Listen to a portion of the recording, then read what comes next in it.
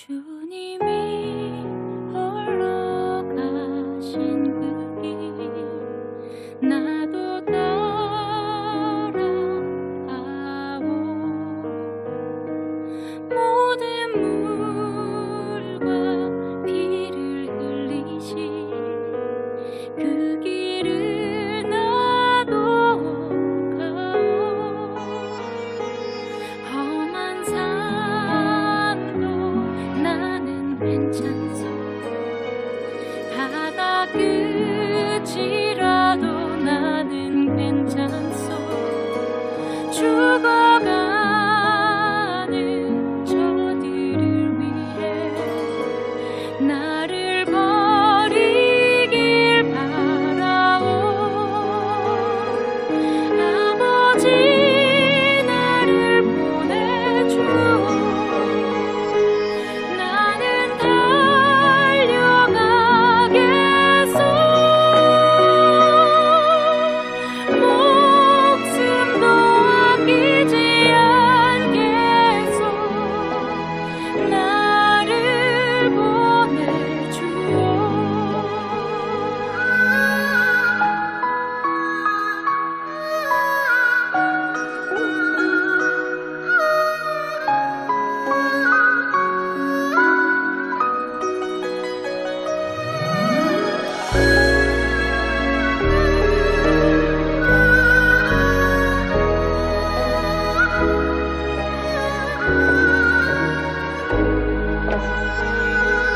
험한 산도 나는 괜찮소. 바다 끝이라도 나는 괜찮소. 죽어가는 저들을 위해 나를 버리길 바라오. 아버지 나를 보내주오. 나는 달려가겠소. 목숨도 아끼지 않겠소. 나를 보내주오. 세상이 나를 미워해도 나는 사랑하겠소. 세상을 구원할 십자가 나도 따라가오. 생명을 버리면서까지 나를 사랑한 당신 이 작은 나를 받아주오.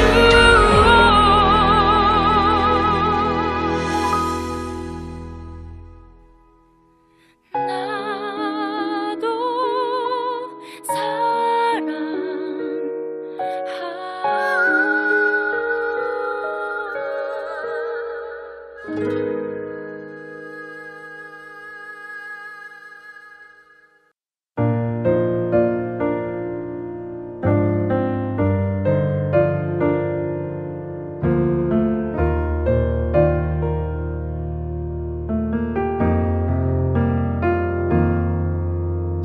주님 다시 오실 때까지 나는 이 길을 가리라. 좁은 문 좁은 길 나의 십자가 지고 나의 가는 이 길 끝에서 나는 주님을 보리라. 영광의 내 주님 나를 주시리. 주님 다시 오실 때까지 나는 일어나 달려가리라. 주의 영광 온 땅 덮을 때 나는 일어나 노래하리. 내 사모하는 주님 온 세상 구주시라. 내 사모하는 주님 영광의 왕이시라.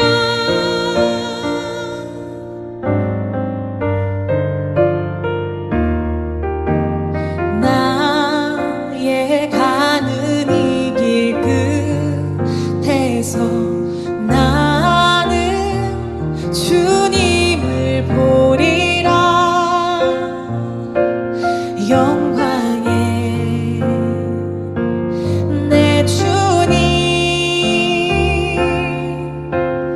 나를 맞아주시리. 주님 다시 오실 때까지 나는 일어나 달려가리라. 주의 영광 온 땅 덮을 때 나는 일어나 노래하리. 내 사모하는 주님 온 세상 구주시라. 내 사모하는 주님 영광의 왕이시라. 영광의 왕이시라. 영광의 왕이시라.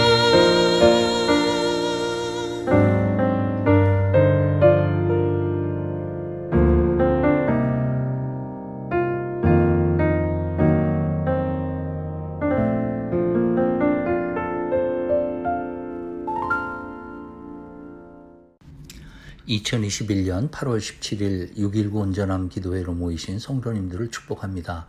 오늘 하나님의 말씀은 사사기 6장 33절부터 40절입니다. 제가 봉독하겠습니다. 그때 미디안과 아말렉과 동방 사람들이 다 함께 모여 요단강을 건너와서 이스라엘 골짜기에 진을 친지라. 여호와의 영이 기드온에게 임하시니 기드온이 나팔을 불매 아비에셀이 그의 뒤를 따라 부름을 받으니라. 기드온이 또 사자들을 온 므낫세에 두루 보내매 그들도 모여서 그를 따르고 또 사자들을 아셀과 스불론과 납달리에 보내매 그 무리도 올라와 그를 영접하더라. 기드온이 하나님께 여쭈되 주께서 이미 말씀하신 같이 내 손으로 이스라엘을 구원하시려거든 보소서 내가 양털 한 뭉치를 타작 마당에 두리니 만일 이슬이 양털에만 있고 주변 땅은 마르면 주께서 이미 말씀하신 같이 내 손으로 이스라엘을 구원하실 줄을 내가 알겠나이다 하였더니 그대로 된지라. 이튿날 기드온이 일찍이 일어나서 양털을 가져다가 그 양털에서 이슬을 짜니 물이 그릇에 가득하더라.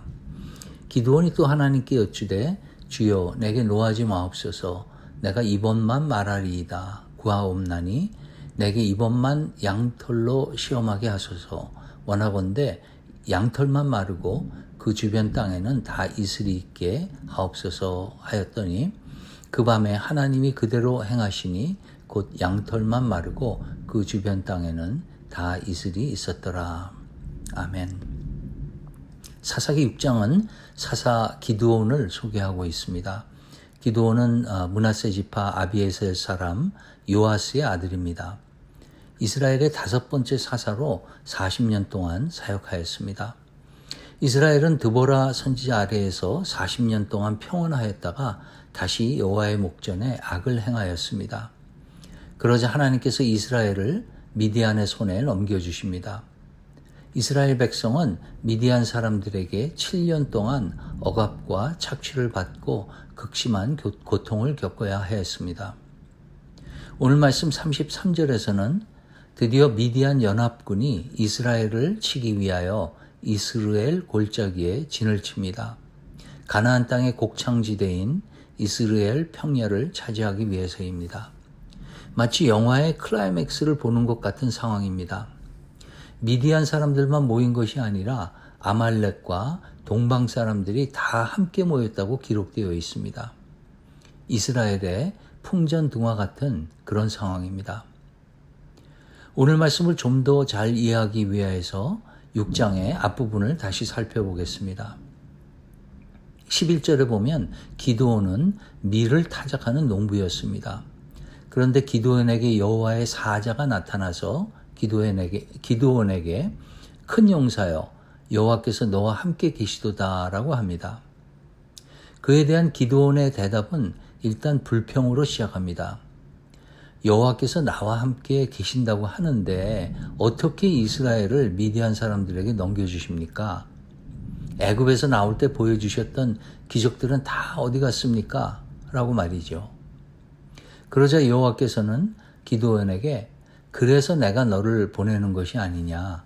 가서 이스라엘을 미디안의 손에서 구하라고 하십니다. 그러자 기드온은 내가 무엇으로 이스라엘을 구원합니까? 나의 집은 므낫세 중에 극히 약하고 나는 내 아버지 집에서 가장 작은 자입니다. 라고 대답합니다. 이 말은 기드온이 겸손해서 그럴 수도 있지만 사사기 6장 전반에서 기드온이 하나님의 부르심에 어떻게 반응했는가를 볼 때 겸손해서 그랬다고 보기보다는 자신이 없는 약한 소심한 모습이라고 볼 수 있겠습니다.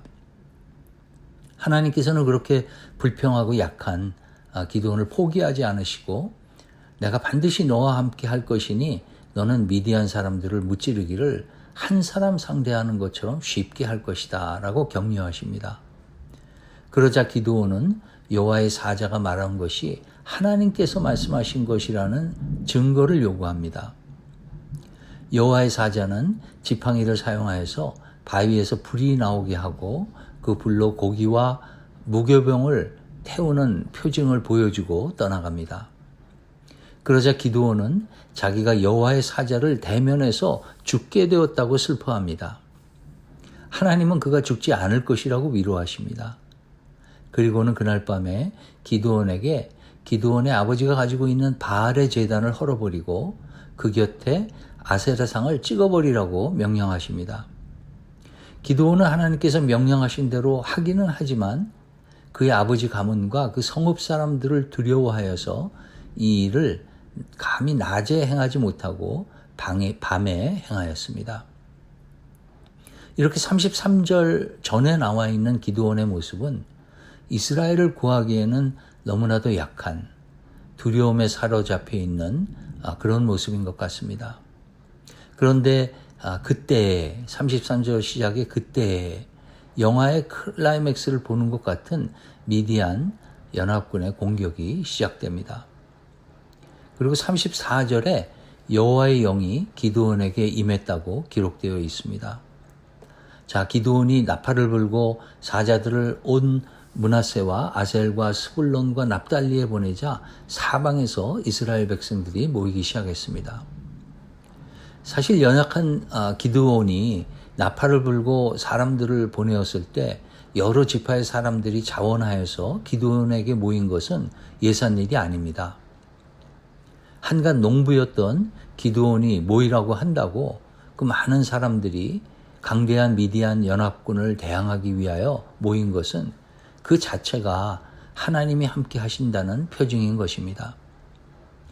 이스라엘 백성들이 그의 부름에 응하는 놀라운 증거가 있었음에도 불구하고 기드온은 계속하여 하나님이 자신을 통해 이방 족속을 물리치고 이스라엘을 구원하게 하시겠다는 약속이 성취된다는 표징을 보여달라고 요구합니다. 기드온은 양털 한 뭉치를 마당에 두고 이슬이 양털에만 내리고 마당에는 내리지 않는다면 그것을 증거로 삼겠다고 제안하고 하나님은 기드온의 요구대로 행하십니다. 그러자 기드온은 반대로 양털에만 이슬이 내리지 않고 다른 곳에는 이슬이 내리게 해달라고 다시 한번 생떼를 씁니다. 아마 기드온은 양털과 마당 전체에 이슬이 내렸지만 평평한 마당에 내린 이슬은 금방 마르고 양털에 젖은 이슬은 잘 마르지 않아서 그렇게 됐다고 생각한 모양입니다. 믿음에는 해석이 중요하다고 하는 말이 있죠. 바로 여기에 적용되는 것 같습니다. 어쨌든 하나님은 기드온의 두 번째 요구도 물리치지 않으시고 들어주십니다.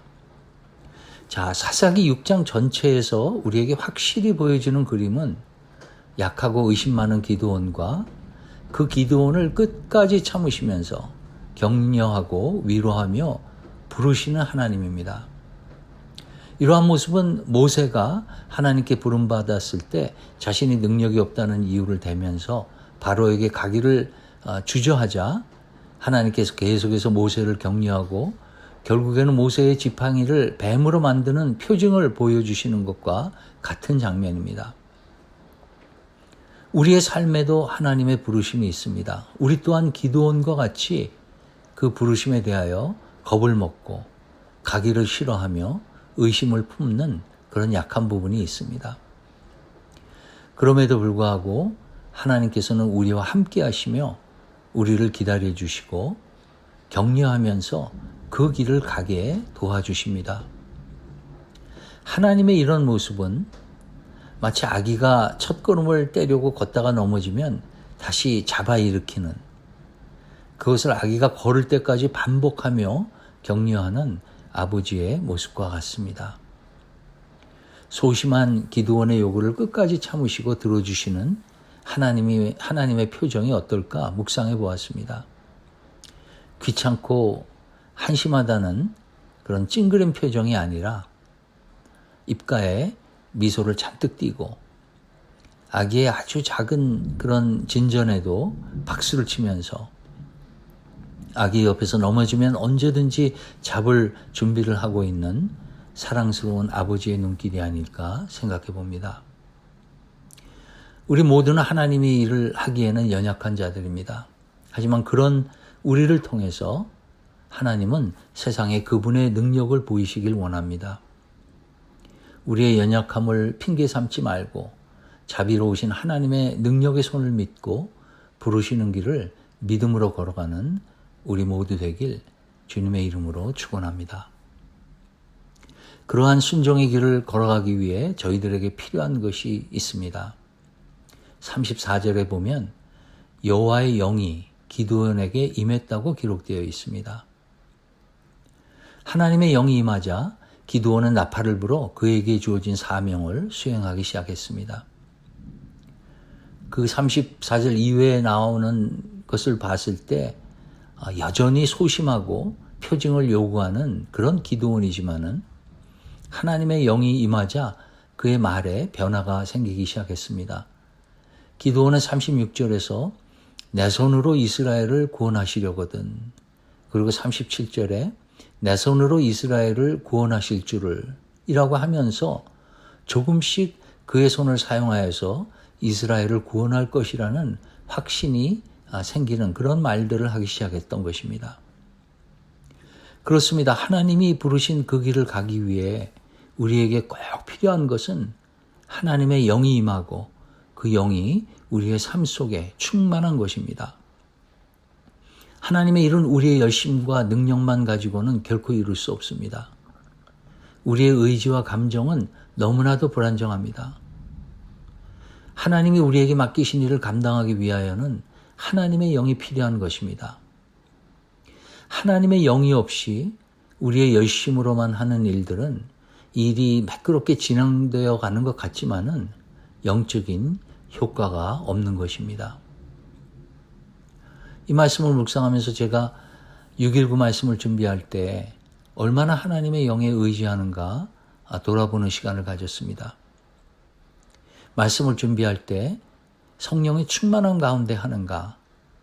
충분한 기도 속에서 하는가? 아니면 다른 자료와 나의 말씀을 연구하는 능력에 의지하여 하는가? 내가 전하는 말씀이 그저 성경에 나와 있는 역사적 혹은 배경적 사실을 전하는 데 머무는가? 아니면 영적인 효과가 있는 하나님의 영이 느껴지는 그런 말씀인가? 생각해 보니 부끄럽기 짝이 없는 시간이었습니다. 더 간절한 무릎의 기도로 성령에 의지하여 말씀을 준비해야겠다고 생각해 봅니다. 6.19 기도회에 참석하시는 성도님들도 말씀 전하는 목사님들과 집사님들이 성령 충만한 가운데 말씀을 준비하고 전하실 수 있도록 중보 기도로 도와주시길 간곡히 부탁드립니다. 사무엘상 3장 19절에 이런 말씀이 있습니다. 사무엘이 자라매 여호와께서 그와 함께 계셔서 그의 말이 하나도 땅에 떨어지지 않게 하시니. 여기서 말이 하나도 땅에 떨어지지 않게 하시니는 메시지 성경에 의하면은 사무엘의 하나님 말씀을 대언하는 것이 flawless, 흠이 없다는 뜻입니다. 사무엘에게 하나님이 임재하셔서 그의 말, 특히 하나님의 말씀을 대언하는 것에 흠이 없었다는 것입니다. 말씀을 전하는 분들에게 너무나 도전이 되는 말씀입니다. 성령님의 임재가 충만하여서 6.19 말씀뿐만 아니라 저의 삶에 있는 말들이 하나님 보시기에 흠이 없게 되기를 기도해 봅니다. 오늘 말씀을 정리해 보겠습니다. 기드온은 겁이 많고 소심하며 하나님에 대해 의심이 많았던 그런 사람이었습니다. 사실 이렇게 우리가 쉽게 얘기하지만 우리는 기드온보다 훨씬 못할 때가 많은 것 같습니다. 그런 기드온을 부르신 하나님은 부족한 기드온을 변함없이 기다려주시며 격려하여 주시고 기드온의 불평과 요구를 일일이 친절하게 들어주십니다. 기드온과 우리는 다르지만 기드온과 함께 하셨고 지금도 저희와 함께 하시는 하나님은 동일하십니다. 절대 변하지 않으십니다. 기드온을 하나님의 역사에 초청하셨던 하나님께서 동일하게 우리를 하나님의 역사에 초청하십니다. 그리고 기드온에게 임하셨던 성령의 충만하심이 오늘을 사는 우리에게도 약속이 되어 있는 것입니다. 우리를 부르시는 하나님의 부르심이 부담이 되고 불가능할 것처럼 느껴지지만 신실하신 하나님의 약속의 말씀을 의지하여 기드온에게 함께 하신 하나님이 나에게도 함께 하실 것을 믿고 그 길을 선택하여 믿음의 발걸음을 떼는 성도님들 되시길 주님의 이름으로 간절히 축원합니다. 오늘 말씀을 생각하시면서 함께 기도하시겠습니다. 이 시간 나를 부르는 하나님의 부르심은 어디에 있나요? 혹시 나의 부족함과 연약함으로 인하여 그 부르심에 응답하길 망설이는 분 계신가요? 저희는 연약하지만 하나님은 강하십니다. 하나님의 영이 내 안에 나의 부르심 위에 충만하시길 이 시간 기도하겠습니다. 그리하여 나의 연약함이 하나님의 능력을 나타내는 도구가 되도록 기도하겠습니다.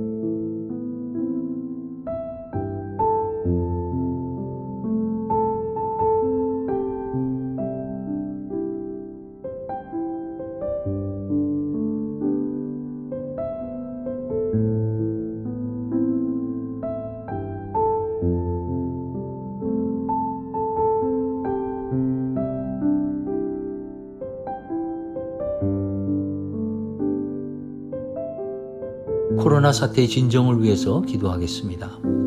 코로나 사태가 변이 바이러스로 인하여 점점 악화되어 가고 있습니다. 특히 아이들이 감염되는 케이스가 많이 늘어나고 있습니다. 아이들을 위한 안전한 백신이 신속히 개발되도록 기도하겠습니다. 그리고 팬데믹으로 인해서 정신적으로, 육체적으로, 또 경제적으로 어려움을 겪는 성도님들을 위해서 기도하겠습니다.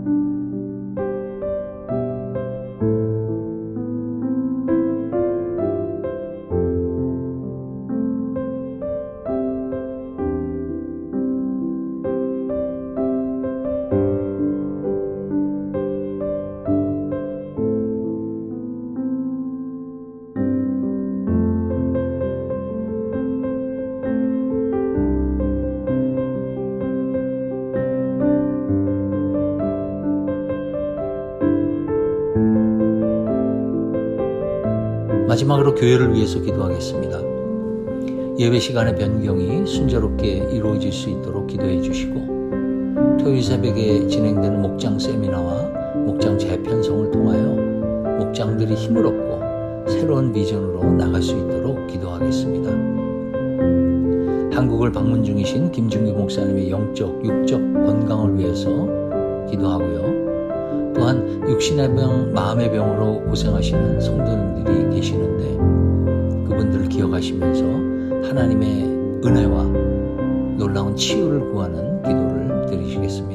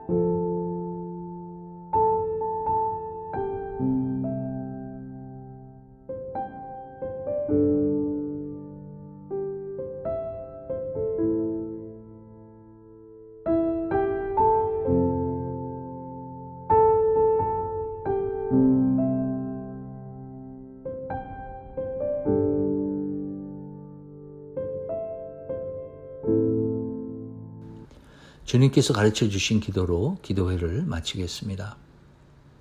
하늘에 계신 우리 아버지여, 이름이 거룩히 여김을 받으시오며 나라가 임하시오며 뜻이 하늘에서 이루어진 것 같이 땅에서도 이루어지이다. 오늘 우리에게 일용할 양식을 주시옵고 우리가 우리에게 죄 지은 자를 사하여 준 것 같이 우리의 죄를 사하여 주시옵고 우리를 시험에 들게 하지 마시옵고 다만 악에서 구하시옵소서. 나라와 권세와 영광이 아버지께 영원히 있사옵나이다. 아멘.